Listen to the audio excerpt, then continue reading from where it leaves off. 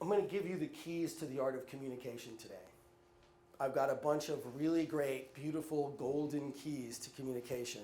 And I want to ask you first, what are your high leverage communication events? You all have high leverage communication events, right? So what are examples of those? Yours are speaking in public, like you were just in South Africa. What's a high leverage communication event? That's a big deal. That could make a big difference for you, right? That goes really well, that's really great. If it goes really poorly, that's really not so great, yeah? So there's a lot of leverage on these things. An ethics conference. So you're speaking at an ethics conference. And again, if that goes really well, you'll get invited to more, people will want to talk to you about it more, you'll establish yourself in the field, and if you go up and do kind of a crummy job, people will be like, wow, let's go get some iced tea.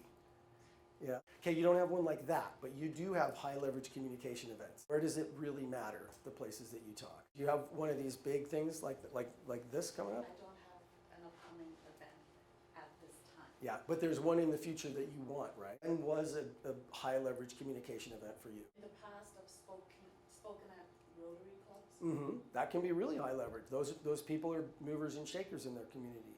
So you speaking to them and really connecting with them, you could impact the whole community, right? I used to run business networks, and we CPA and talked to a lot of accountants. Yeah, those would be really big.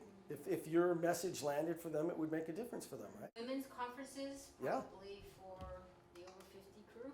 Okay, good. Yeah, and they need your message probably, don't they? How about that stranger that you meet in line at the grocery store? Could that possibly be?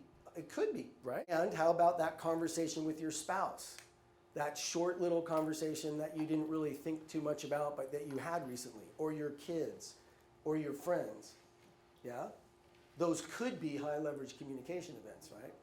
There's a possibility something big could come out of those. So the secret answer to the question is every freaking communication event that you ever have is at least potentially a high leverage communication event. So you could start thinking about every communication event that you have, however big or small, as a really high leverage event. And you could bring your best to that, because here's the secret. You do how you train.